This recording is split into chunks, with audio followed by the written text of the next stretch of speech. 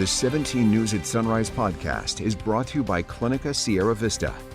Welcome back to the 17 News at Sunrise podcast, where we share your news on your schedule.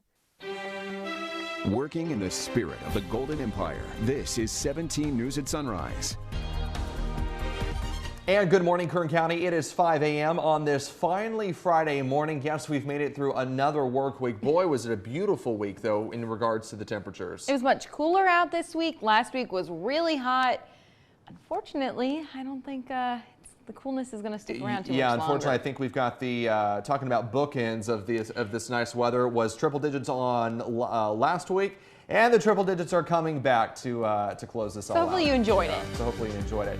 Guess who's back this morning? Kevin Charette is back after 2 weeks of vacation in a much cooler place.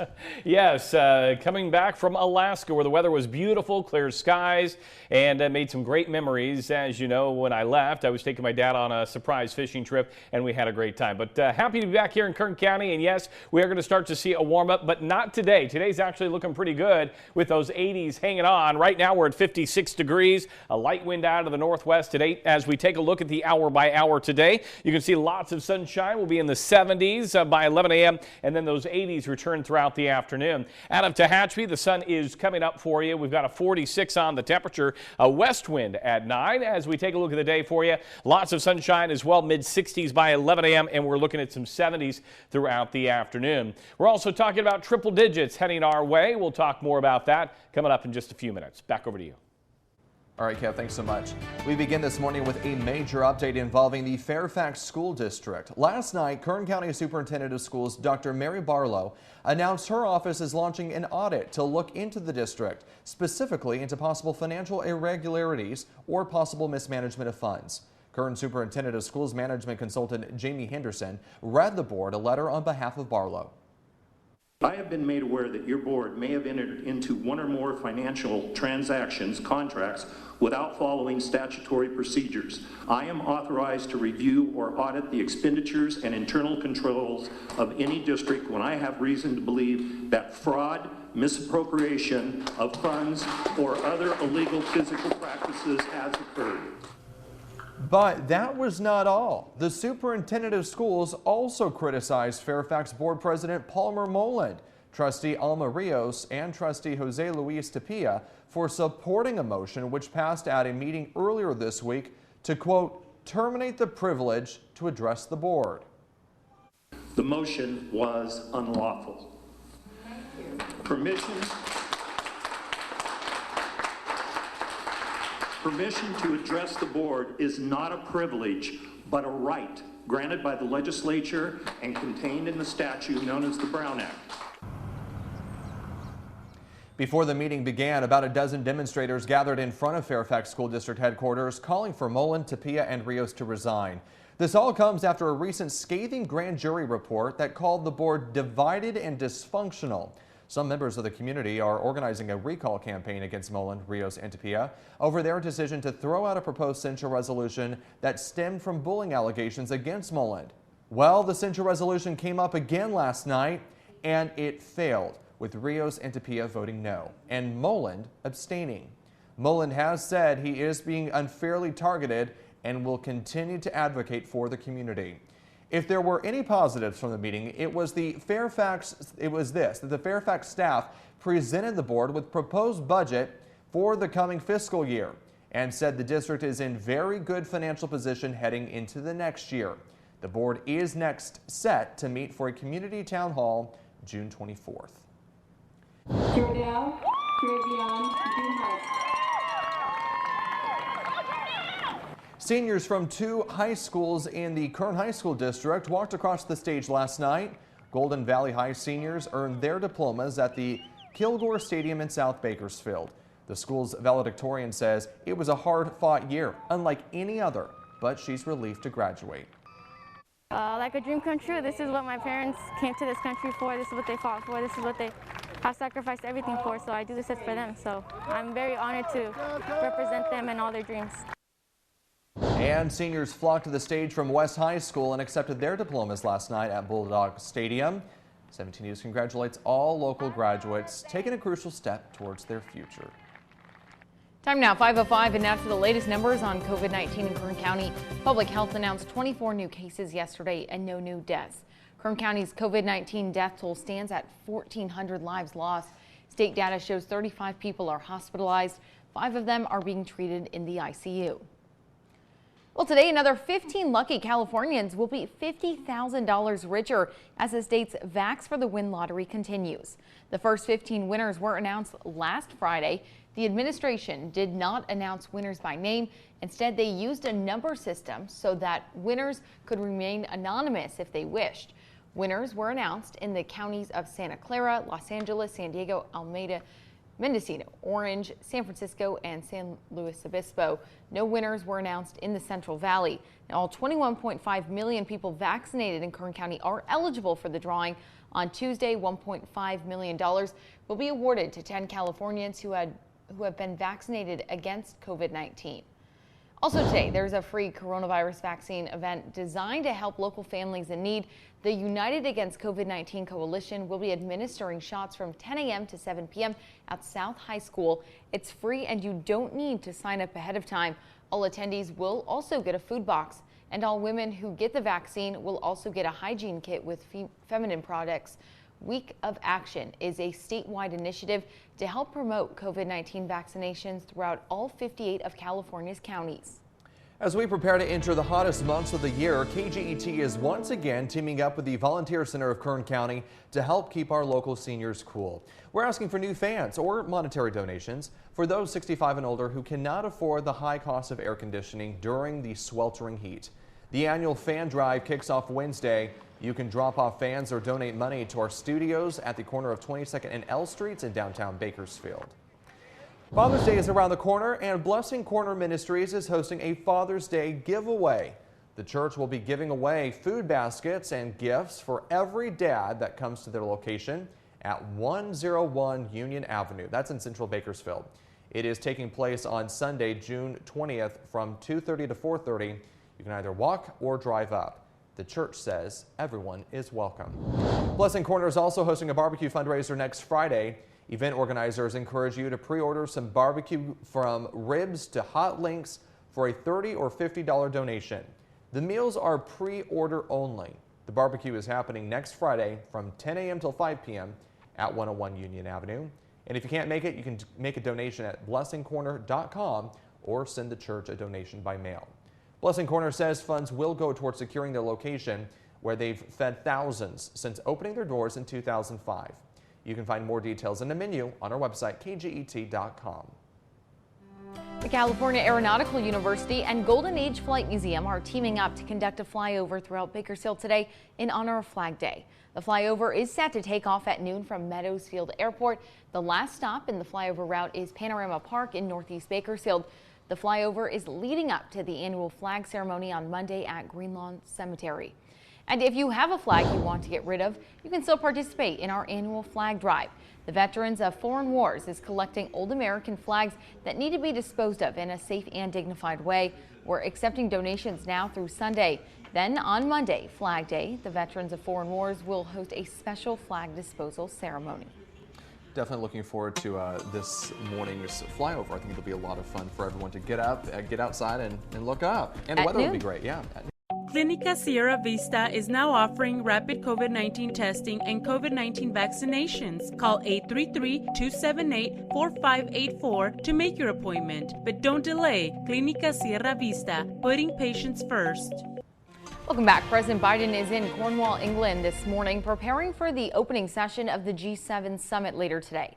Now, over the next 3 days, the G7 leaders are expected to discuss trade, cybersecurity, and climate change. Topics expected to come up at next week's NATO meeting as well. The president announced yesterday the U.S. will buy 500 million doses of COVID-19 vaccines and donate it to the 100 of the world's poorest countries. The other G7 nations later said they will match that donation. Our vaccine donations don't include pressure for favors or potential concessions. We're doing this to save lives, to end this pandemic. That's it. Period. Before the president returns home, he'll meet with Russian President Vladimir Putin in Switzerland, where he's expected to confront the Russian leader on several issues. Despite the conflicts expected to arise, President Biden says he wants to establish a stable and predictable relationship with the Russian leader. A pregnant Arkansas woman's car was flipped by a state trooper who accused the motorist of not pulling over fast enough. Dashcam video shows Nicole Harper slowing, activating her blinkers, and changing lanes to the right so she could eventually pull over, her attorney said. The pursuit was 2 minutes and 7 seconds long when Trooper Rodney Dunn tapped the back of Harper's car in a pit maneuver. The tap caused Harper's car to suddenly veer left and out of the dashcam's view. The trooper immediately did a 180 and circled back to see the red SUV on its top. Harper said the shoulder on the stretch of the highway was narrow and she wanted to pull over at an exit.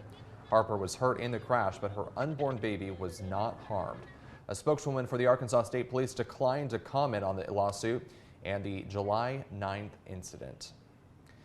A customer got quite a surprise when visiting their local post office in Hernando County, Florida. Take a look at this. This 7-foot alligator greeted a customer as they entered a Spring Hill post office around 3:30 in the morning to deliver a package. The customer quickly called the sheriff's office for help. The gator was successfully removed from the post office. Officials believe that it managed to make its way into the lobby through the automatic double doors. Yeah, that's something I definitely don't want to see when I'm, putting something in the mailbox. However, this happened at 3:30 in the morning, so maybe that's just where he stays at night. It's his little home. He stays this there before isn't really everyone uncommon. leaves. I grew up in Florida, and we lived on a lake, and we had a big alligator who lived in the lake.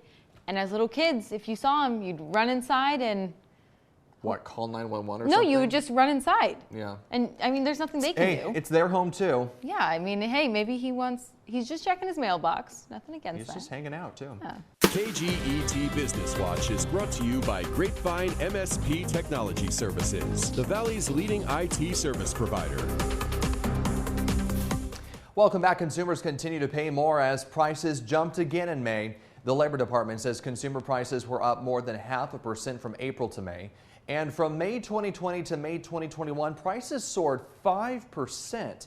That is the biggest 12-month inflation spike since 2008. The surge in prices reflect a range of goods and services now in growing demand as the economy rapidly recovers from the pandemic-induced recession. Working in the spirit of the Golden Empire, this is 17 News at Sunrise. Welcome back. Time now is 5:30, and it is finally Friday. We have made it. I feel like this week has been kind of trekking along. Yeah, but it's been so nice, though, enjoying those cooler temperatures. that is the positive out of this week, is at least it wasn't 130 degrees and we were melting. I know. I think this is the first time that I could say that I wish we could go back to Wednesday. And then just keep repeating it? And then just keep repeating it Like because we Groundhog's know, Day. yeah, kind of because Okay. we know what's to come.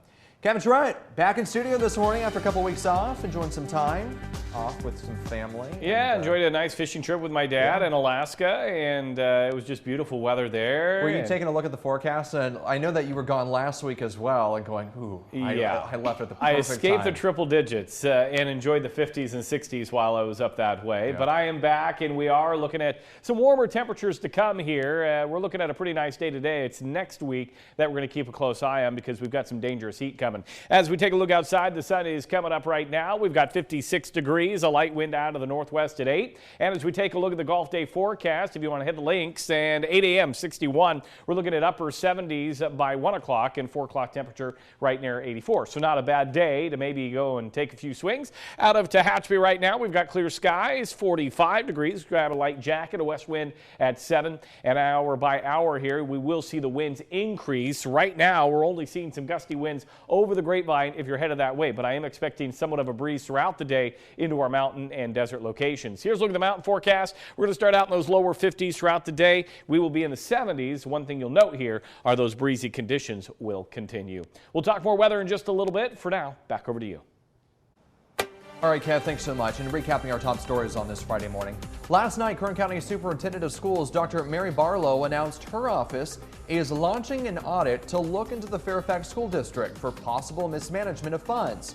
But that wasn't all. A censure resolution against Board President Palmer Mullen came up again last night. It failed, with trustees Alma Rios and Jose Luis Tapia voting no and Mullen abstaining. Today, another 15 lucky Californians will be $50,000 richer as the state's Vax for the Win lottery continues. The first 15 winners were announced last Friday, but there were no winners in the Central Valley. All 21.5 million people vaccinated in California are eligible for the drawing. On Tuesday, $1.5 million will be awarded to 10 Californians who have been vaccinated against COVID-19. The California Aeronautical University and Golden Age Flight Museum are teaming up to conduct a flyover throughout Bakersfield today in honor of Flag Day.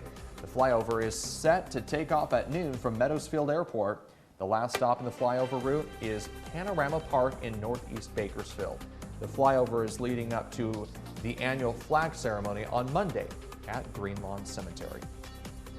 5:33 now, and over the past 3 days, we have introduced you to 3 families who lost a loved one or more to fentanyl, the powerful synthetic opioid sold on the streets that oftentimes is disguised as a pharmaceutical painkiller, and it is killing people. Well, the victims you've met so far in our 5-part series have been those in their 20s and early 30s. This morning, we look at a victim from another, even more vulnerable age group, a teenager. 17's Robert Price with part 4 of Fentanyl, the Counterfeit Killer.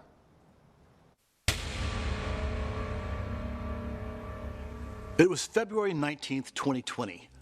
Katie Kokenauer walked into a restroom a few steps down the hall from Aspire Behavioral Health, her counseling program, and she locked the door. She did not walk out.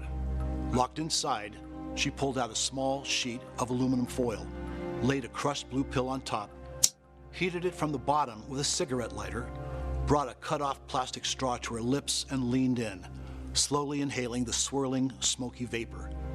Chasing the Dragon is called. Yes, a pill. Counterfeit oxycodone, active ingredient, fentanyl, a lethal substance manufactured, in this case, not under sterile, pharmacologically rigorous conditions, but most likely in the kitchen or a garage of an illicit drug operation in LA or in Mexico.